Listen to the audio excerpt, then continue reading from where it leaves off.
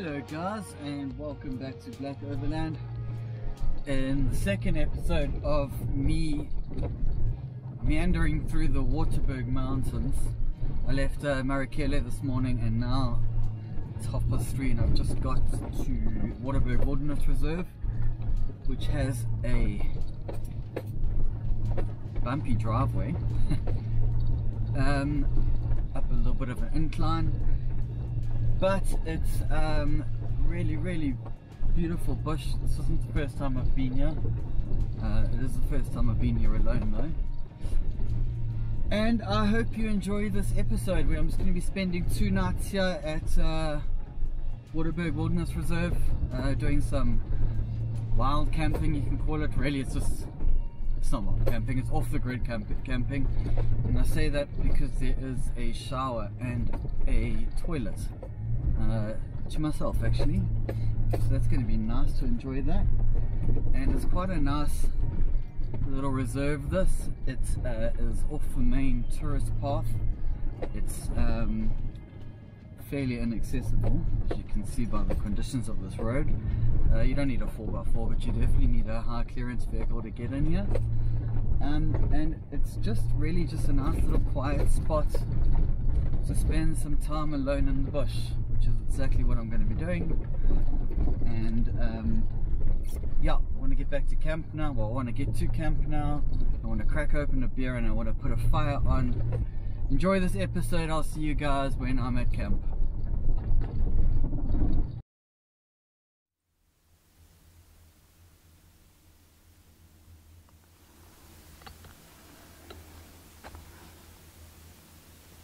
Beautiful. How big is that? That's 600 mils. Now that's a nice size beer.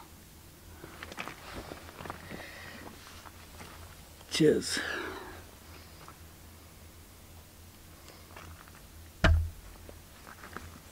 Yo, that's good.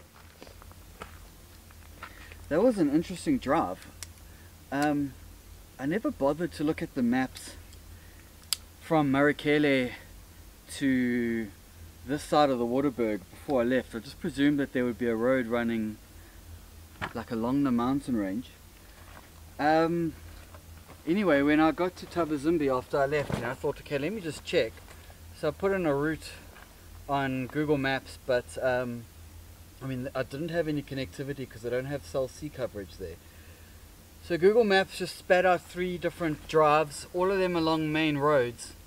And the drive that I decided to take in the end, because I didn't have any ability to Google what the best route was, took me down to Bella Bella, which is like south, and then back up the highway towards Polokwane to here.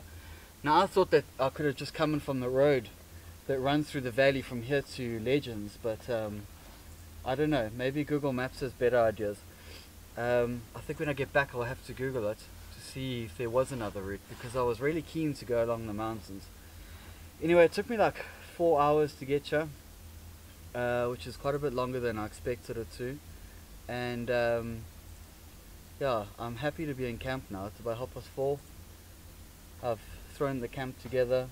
Putting the tent out took exponentially quicker to take out than it did to put it back in earlier this morning, which is the usual. Anyway, I'm going to get a fire going now, and then I'm going to start some dinner later when I get a bit hungry, and I'll show you guys the camp tomorrow morning in the first light. So cool. Enjoy. I hope you enjoy this video as much as I'm enjoying this beer. Oh god, that's delicious.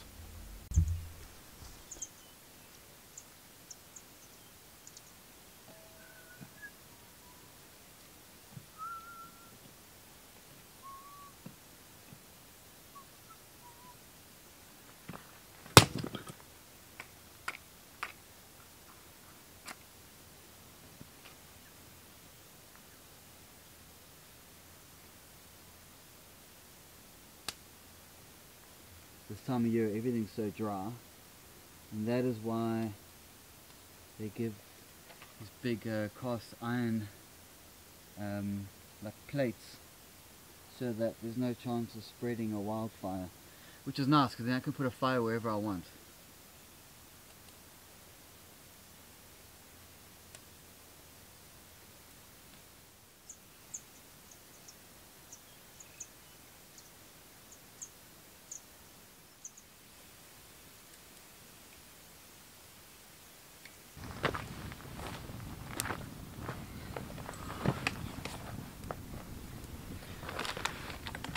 literally having a pack of biltong for supper.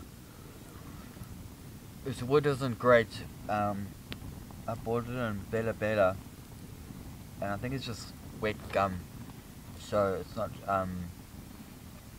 really nice to make a fire on for cooking. The flames you see right now are from all the other sticks I found in the bush, which again could be timbuti, so I'm not going to cook on that. I'll go up to the office tomorrow and see if they've got some better firewood to cook on tomorrow. So for now, I'm just eating biltong, having a beer, and relaxing in the nice, beautiful bush. Moon's out, clear skies. It's pretty cold up here. We're like at the ridge of the, it's almost like a really small mountain, if you could call it that.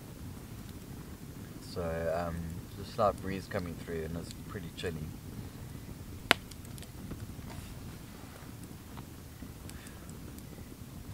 Anyway, I'll call it a wrap tonight, and I'll see you guys tomorrow morning.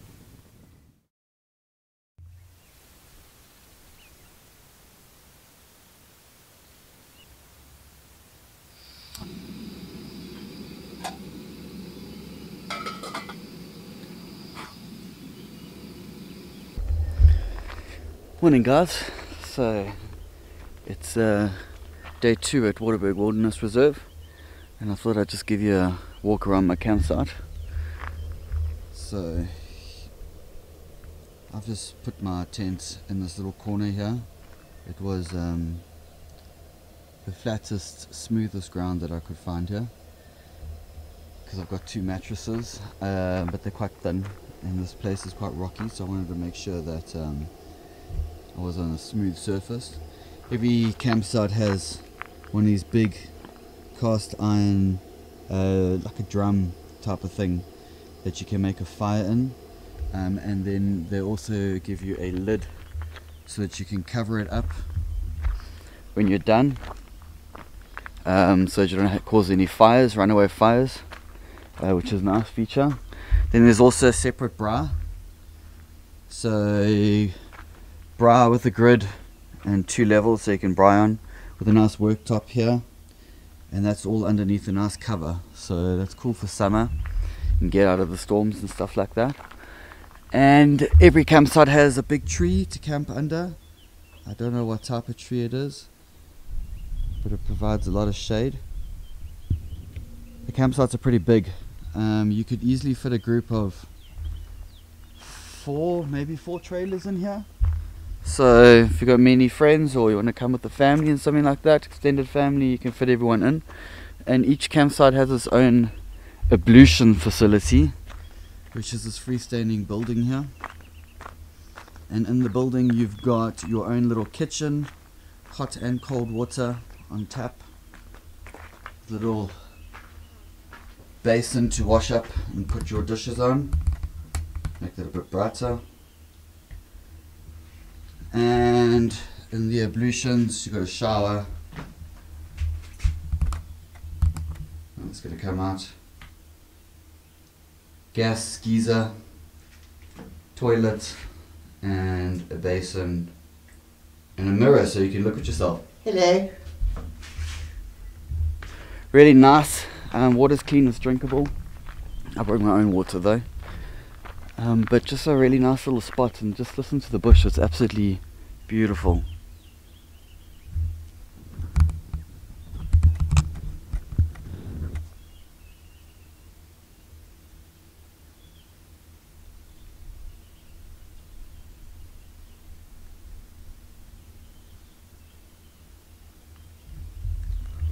There's no noise interruptions from anyone, there's no lights at night. Each campsite is a few hundred meters away from the next, separated by thick bush. Right now I'm the only person here, so I've got it all to myself. Yeah, if you're in the area or if you're looking for a place to stay in the Waterberg, 3 hours something from Johannesburg, Waterberg Wilderness Reserve. It's a kiff spot.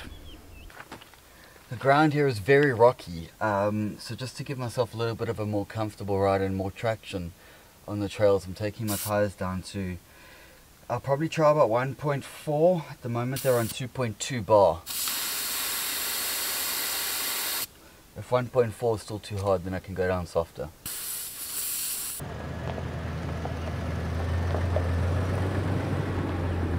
Let's go do some exploring.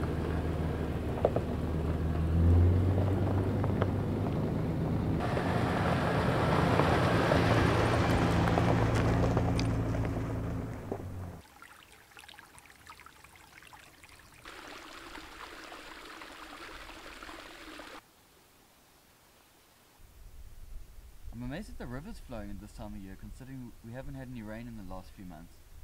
And it's winter. But yeah, looks like it's got a decent flow rate going. And I reckon it'd be kiff to come here in summer when it's hot and you can have a good swim in the river. Nice and deep, big pool over here, like a ledge that drops off. I think it'd be quite nice.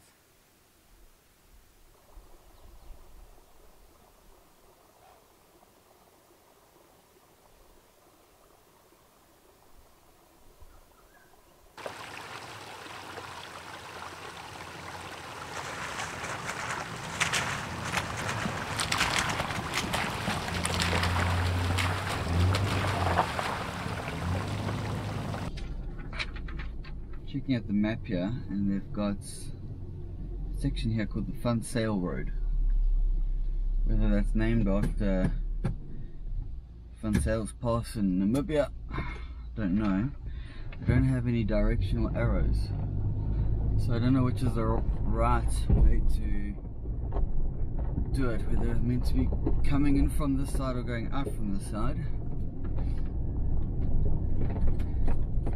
And also, I don't know how tricky it is, but I'm sure it'll be okay. Quite steep and rocky here. I'm just going to put it into low range.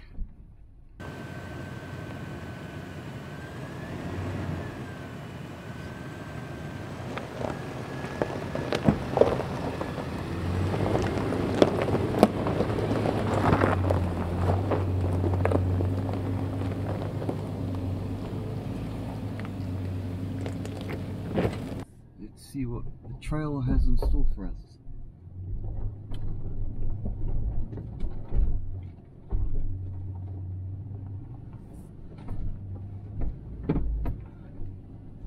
Nice climbing angle.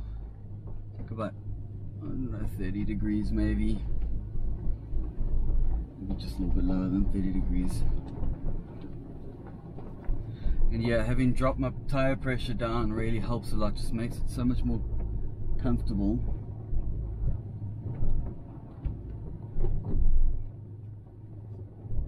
Getting really good grip through here.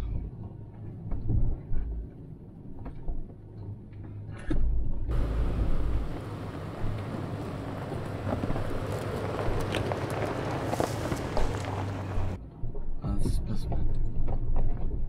But I do need to go fetch my other camera.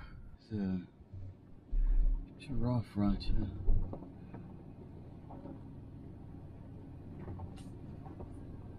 Got out and walked past him and I didn't even know that he was there. Oh, there's a couple.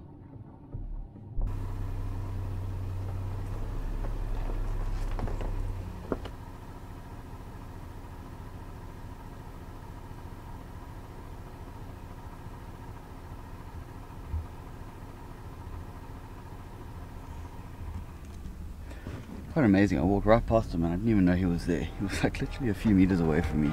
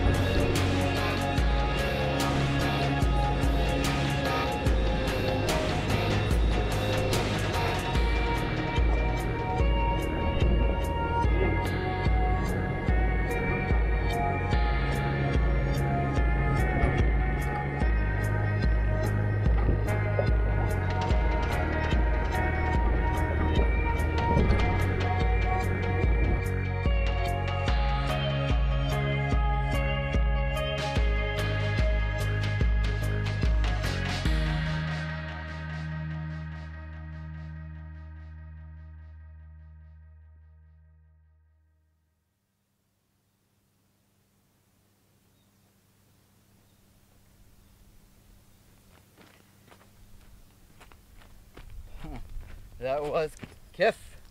That was much steeper than I thought it was. These rocks fascinate me. Last time I was here, I was chatting to Alan, the owner of the property, and I asked him about these rocks here and what's the story with them, because these are rounded like river rocks. They're all really eroded, and they're not dissimilar to ones that you find in the Cape, in the rivers in the Cape. Obviously these rocks take a long time to get worn down to the shape, but they get to that shape in a river. And Alan was telling me that he got a geologist to come out here and inspect the rocks, and the guy came out and they found that these rocks are hundreds of millions of years old, and in fact these used to be at the bottom of a river that then became the bottom of a lake that then got like solidified. It's almost like concrete, and now from being at the bottom of a river, they're at the top of a mountain. It's quite amazing how things change over the years, eh? But yeah, it's beautiful. Looks like a natural concrete. And I just lifted up a rock. Try to keep my cool. There's a scorpion underneath the rock. I'll show you now. Let's see if I can get him out with a stick, because I'm not using my finger.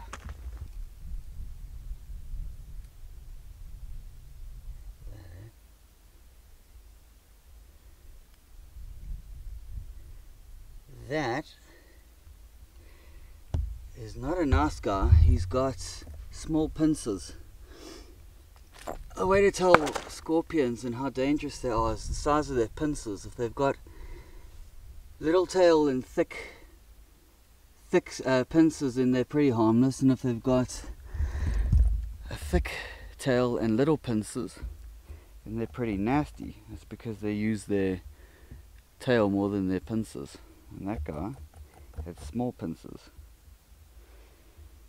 So if we found them at night, we could have really shown them with the UV light, and they come out beautifully. They glow bright yellow. Okay, I'm gonna get myself some lunch and carry on driving around.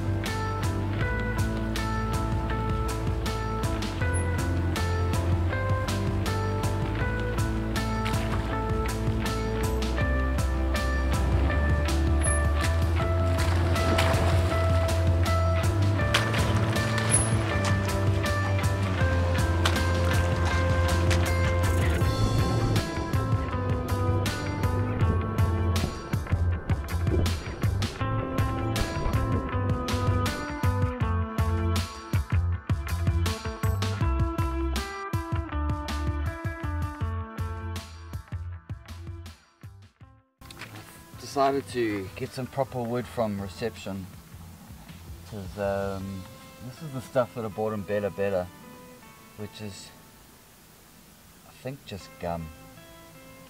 Anyway, it's still wet and it smokes and it doesn't burn nicely, so reception have these beautiful pieces of hardwood which has come straight out of the bush, and it looks proper dry. So they were kind enough to give me quite a few kilograms free. And because it's in such big pieces, I'm going to start the fire early, because I don't feel like braaiing late tonight in any case. It's the last night, so I don't feel like faffing till all hours. Tonight I'm doing a fillet steak with mushroom sauce and then some roast vegetables in the fire, wrapped in tin foil.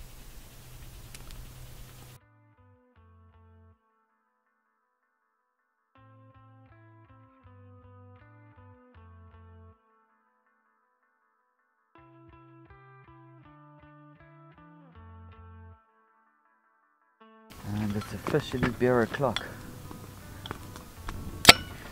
Only got one left of these strapped horses.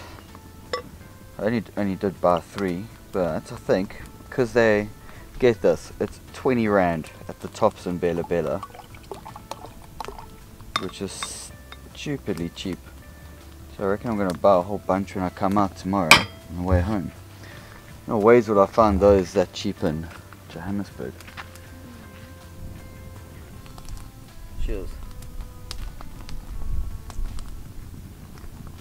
I would say, reflecting back on the last 4 days, if I had to do it again by travelling through the Waterberg, considering I'm seeing the far west and pretty much the far east now, I would say that 2 nights is enough here to see the place. I mean, it's not very big. You can drive around and see it all in one day. This isn't really the type of place you come to see stuff. It's more where you just come and chill, just to be in the bush. And I would say that to do Marakele properly, I would say probably 4 nights would be enough to see pretty much all the accessible areas to the normal visitors.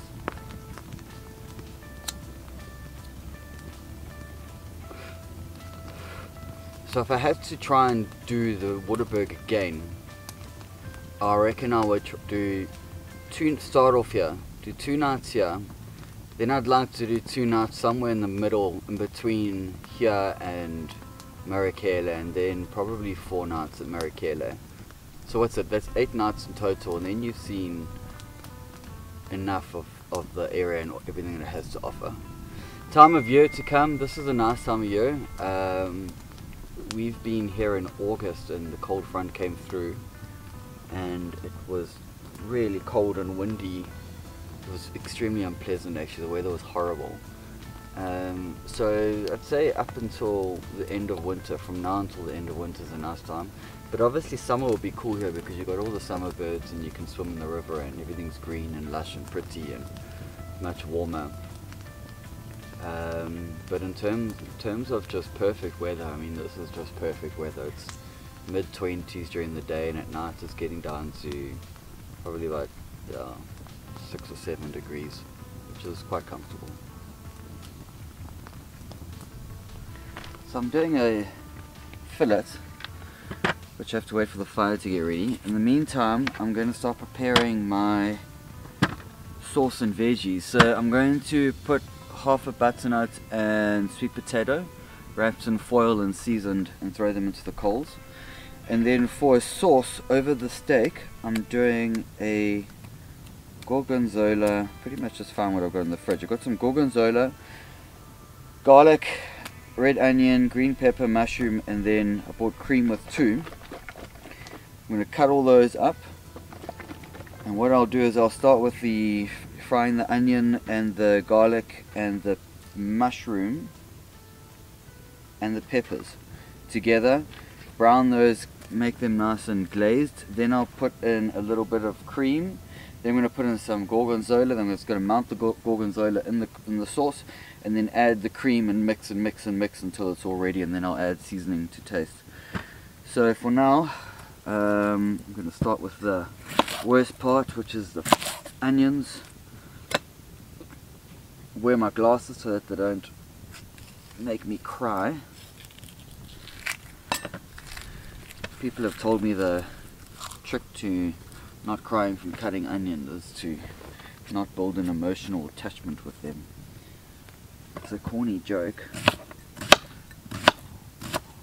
but so far that hasn't helped me.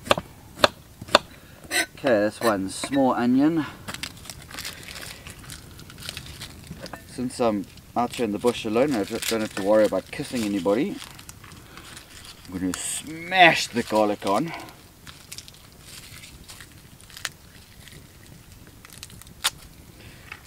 Right.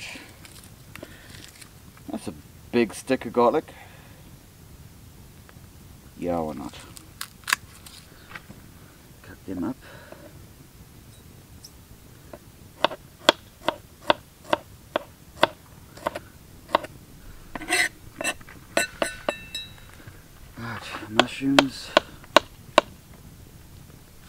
Now mushrooms do obviously shrink while you're cooking them, but still I want them nice and fine.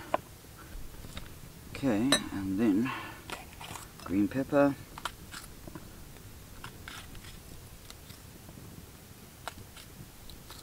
This is the smallest pepper I've ever seen. Tiny.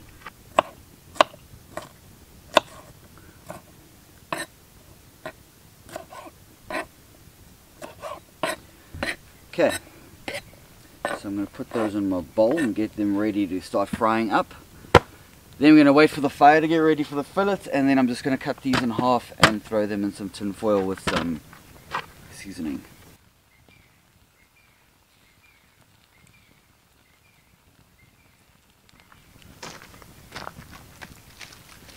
These will take about 45 minutes or so, and I'll just flip them while I'm cooking.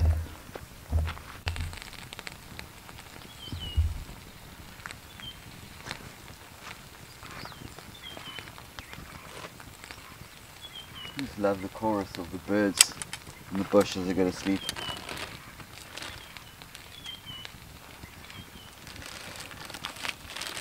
Okay, got a really nice piece of fillet here. And I'm just going to season that with brass salt. No marinade or anything.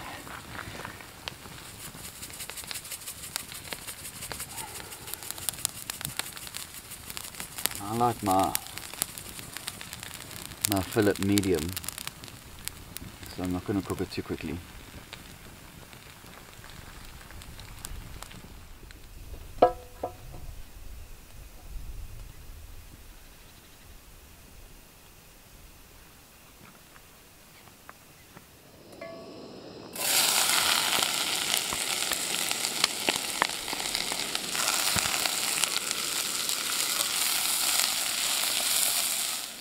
This is now caramelized nicely.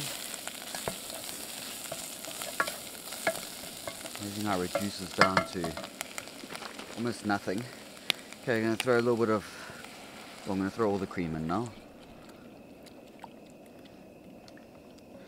I'm going to bring that up to the simmer and then put some of this gorgonzola in. Not too much because I don't want it to taste like a foot. So look at that. Right, got my fillet. Gonna put some of the mushroom sauce all over that.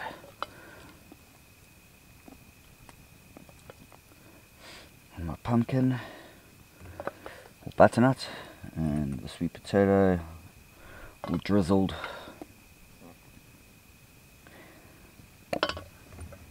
Won't lie, that looks pretty kiff. I'm gonna enjoy this.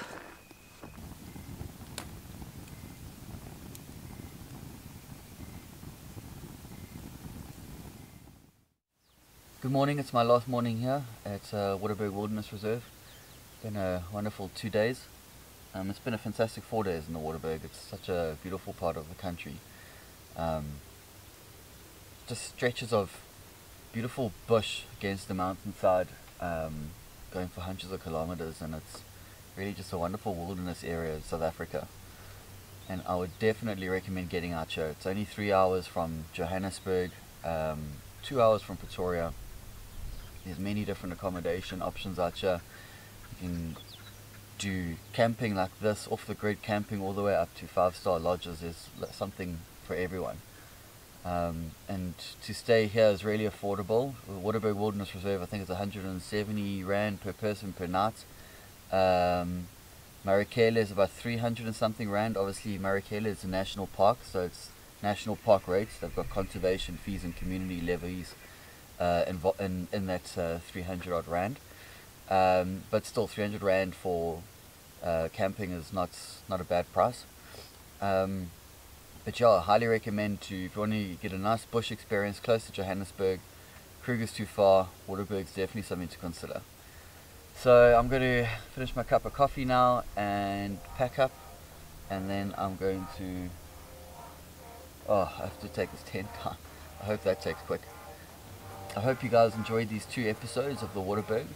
Remember to please subscribe to the channel and hit the like button, and I'll see you guys next time on Black Overland. Ciao.